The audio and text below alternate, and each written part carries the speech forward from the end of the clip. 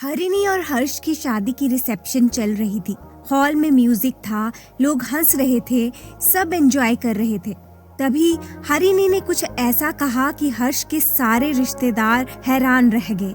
हरिणी ने सबके सामने अपने ही पति से कहा, मेरे पैरों पर कोल्ड ड्रिंक गिर गई है, साफ कर दो। पूरा हॉल अचानक शांत हो गया। हर्ष के चेहरे पर घबराहट थी और लोग एक दूसरे को देखने लगे, लेकिन ये सिर्फ शुरुआत थी।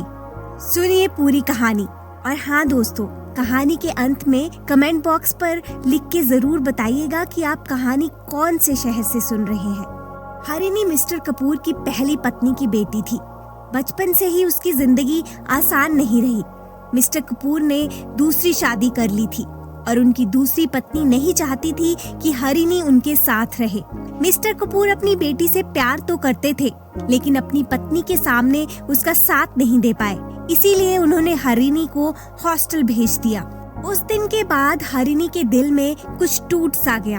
धीरे धीरे उसका अपने पापा से लगाव कम होता गया। वह न घर आती, न ही फोन करती, बस जब पैसों की जरूरत होती तभी एक कॉल कर लेती।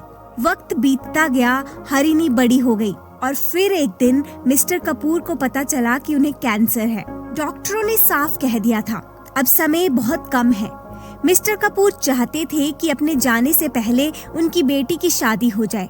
इसीलिए उन्होंने हरिणी के सामने एक शर्त रख दी, एक ऐसी शर्त जिसने उसे शादी के बारे में सोचने पर मजबूर कर दिया। उन्होंने कहा, अगर प्रॉपर्टी में हिस्सा चाहिए तो शादी करनी होगी, वरना मेरी प्रॉपर्टी से तुम्हें एक पैसा भी नहीं मिलेगा।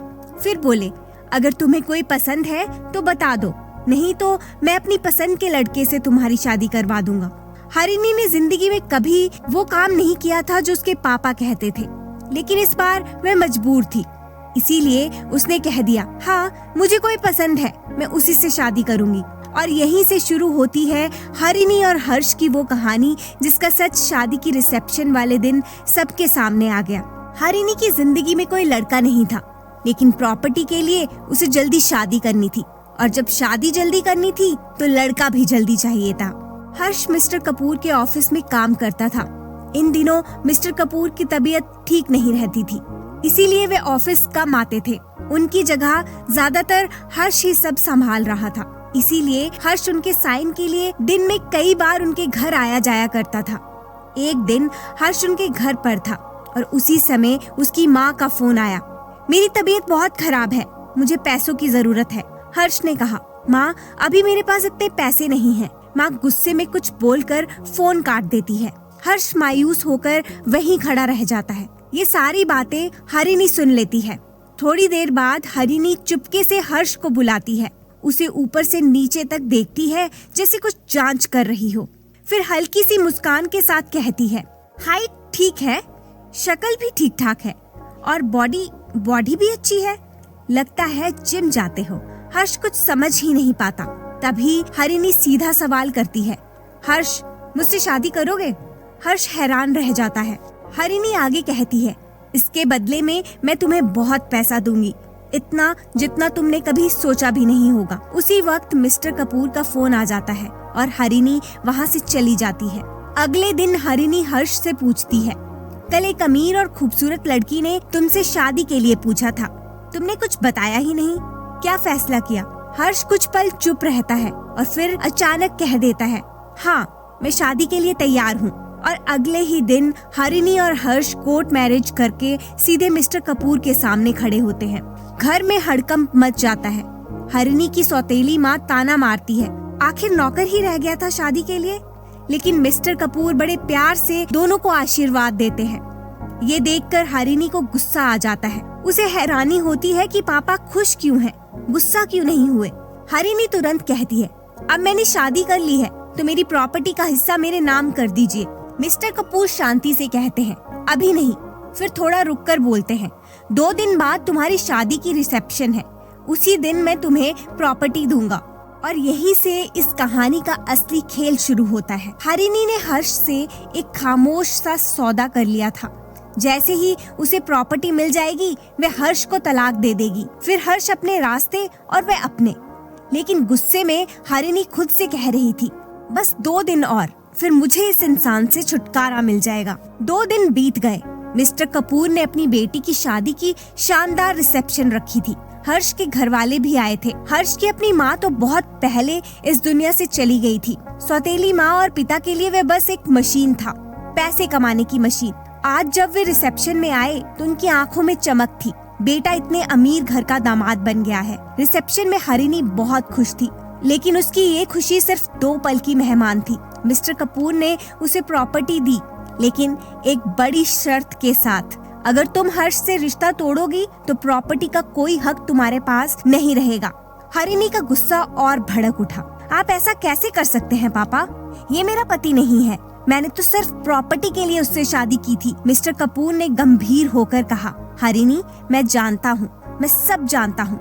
जिस दिन तुमने पहली बार शादी की बात की थी, हर्ष ने मुझे सब बता दिया था। हर्ष पर मिस्टर कपूर का भरोसा अटूट था। जब उन्हें सच पता चला तो उन्होंने हर्ष से पूछा, बेटा, जब उसने तुमसे शादी की बात की तुमने क्या कहा? सर, मैंने कहा था कि मैं शादी नहीं कर सकता। मैं प्रॉपर्टी और पैसों के लिए रिश्ता नहीं बना सकता, और वैसे भी मेरी जिंदगी में कोई और है। लेकिन उस दिन मिस्टर कपूर ने हर्ष से कुछ ऐसा मांग लिया जो वह चाहकर भी मना नहीं कर सका। हाथ जोड़कर खड़े मिस्टर कपूर बोले, बेटा, मैं मर रहा हूँ। मैं चाहता हूँ मेरी बेटी की जिंदगी में एक सच्चा और अच्छा जीवन साथी आए। शायद अनजाने में उसने तुम्हें चुन लिया है। अगर तुमने मेरी इज्जत कभी भी की है तो इस शादी को मना मत करना। मिस्टर कपूर का एहसान हर्ष पर इतना भारी था कि वे चाहकर भी उन्हें मना नहीं कर पाया। हरिणी ने ये सब सुना और उसका गुस्सा आसमान छूने लगा। उसे लगा जैसे हर्ष ने उसे धोखा दिया और साथ ही प्रॉपर्टी भी उससे छीन ली। उस दिन हरिणी ने अपने मन में ठान लिया, अब मैं हर्ष को इतना परेशान करूंगी, इतना तंग करूंगी कि वो खुद मुझे तलाक देगा। हरिणी हर्ष के पास खड़ी थी और मेहमानों की नजरें बस उन दोनों पर ही टिकी थी। तभी हरिणी ने दमदार आवाज में कहा, वाह हर्ष, तुम तो बड़े खिलाड़ी निकले। मेरे पापा को क्या पट्टी पढ़ाई कि जो तुम्हें उनकी बेटी भी मिल गई और प्रॉपर्टी भी। पर ये मत भूलना, इस बार तुम्हारा सामना हरिणी से है। मुझे बीवी बनाना इतना आसान नहीं। एक दिन तुम खुद मुझे छोड़ दोगे। हर्ष ने शांति से कहा, ऐसा दिन कभी नहीं आएगा। इस वक्त हरिणी के हाथ से कोल्ड ड्रिंक का गिलास छूट गया और उसकी महंगी सैंडल गंदी हो गई। घर के नौकर सफाई करने आए, लेकिन हरिणी ने उन्हें रोक दिया। हर्ष को नैपकिन पकड़ाते हुए बोली, तुम मेरे पति हो तो चलो मेरे जूते साफ करो। अगर तुम्हें मुझसे शादी निभानी है तो ये सब तो करना ही पड़ेगा। हरिणी चिल्ला उठी। सभी लोग हैरान थे और बातें बना रहे थे। ये हरिणी अपने पति से कैसे बात कर रही है? हर्ष बस शांत खड़ा रहा। तभी अचानक मिस्टर कपूर की तबीयत खराब हो गई और उन्हें अस्पताल ले जाना पड़ा। पार्टी बीच में ही रुक गई। जब हरिणी अपने कमरे में आई तो उसने देखा कि कमरा खूबसूरती से सजाया गया था।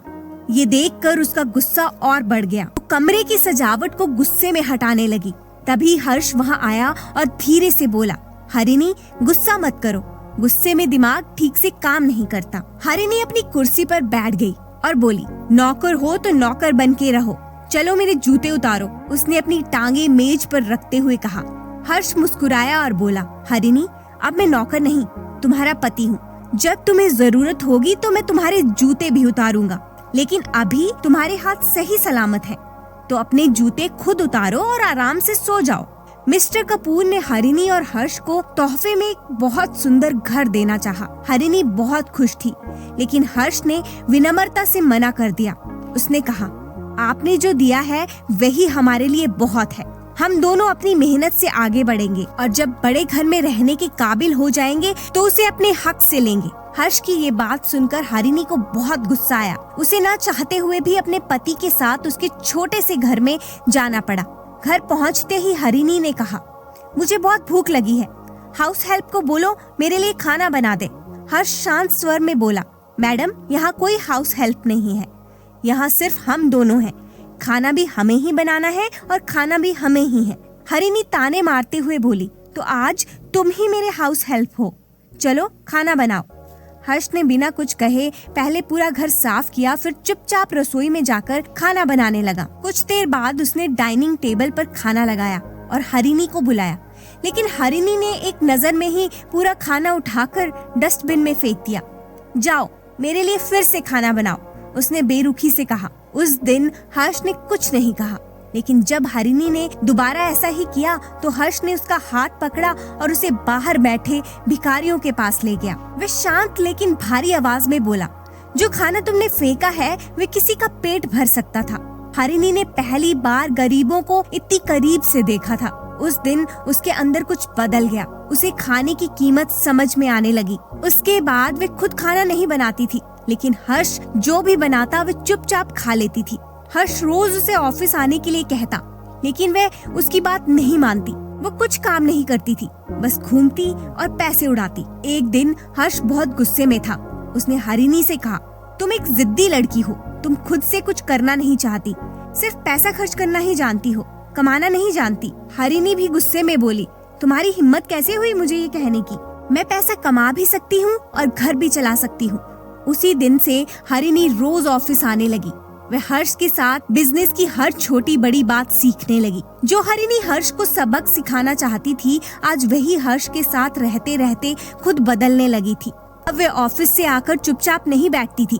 वह हर्ष के साथ रसोई में खाना बनाने में हाथ बटाने लगी थी। उसे समझ आने लगा था कि हर्ष काम करके कितना थक जाता है। अब वे दोनों साथ मिलकर खाना बनाते और फिर साथ बैठकर खाते भी थे। हालांकि हरिणी अभी भी हर्ष को थोड़ा बहुत तंग करती रहती। कभी उसके खाने में मिर्च ज्यादा डाल देती, कभी उसका कंबल छुपा देती, तो कभी उसकी जुराबें गायब कर देती। कई बार हर्ष 2 अलग अलग रंग की जुराबें पहनकर ऑफिस चला जाता। लेकिन अब हरिणी धीरे धीरे बदल रही थी। वह मेहनत करने लगी थी, पैसे की अहमियत समझने लगी थी और आज तो हर्ष के कहने पर वह अपने पापा से मिलने जाने के लिए भी मान गई थी। जब उसके पापा ने अपनी बदली हुई बेटी को देखा तो उनकी आंखों में आंसू आ गए। सालों बाद उन्होंने उसे गले लगाया और कहा, I am proud of you बेटा। आज बहुत दिनों बाद हरिणी ने अपने पापा के लिए दिल से प्यार महसूस किया था और धीरे धीरे उसे हर्ष से भी प्यार होने लगा था। अब उसने अपने आवारा दोस्तों से मिलना भी बंद कर दिया था।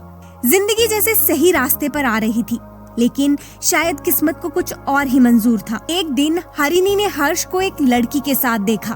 वह लड़की रो रही थी और हर्ष सिर झुकाए उसके सामने खड़ा था। उन दोनों के जाने के बाद हरिणी ने उनका पीछा किया। जब वे उस लड़की से मिली तो सच्चाई सामने आई।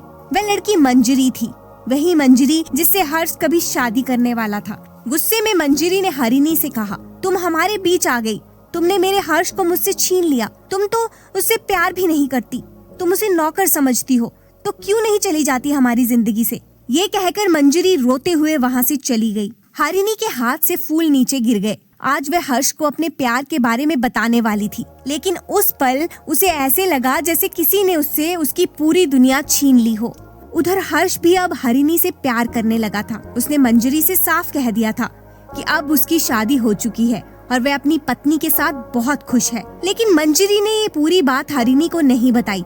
हरिणी को बस यही लग रहा था कि वह उन दोनों के बीच आ गई है। उसी दिन से हरिणी चुप रहने लगी, न हर्ष से बात करती, न कोई शिकायत, न हंसी, न मजाक। हर्ष कुछ भी समझ नहीं पा रहा था। एक दिन हरिणी ने हर्ष से कहा, मुझे किसी और से प्यार हो गया है, मुझे तलाक दे दो, मैं तुम्हारे साथ खुश नहीं हूँ।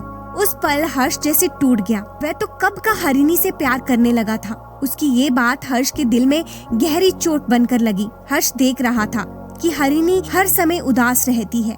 उसे लगा शायद अगर वे उसे आजाद कर दे तो वह खुश हो जाएगी, और हर्ष उसे हर हाल में खुश देखना चाहता था। हर्ष ने उसका हाथ पकड़ा और कहा, मैं तुम्हें तलाक दे दूंगा, अब तो खुश हो जाओ।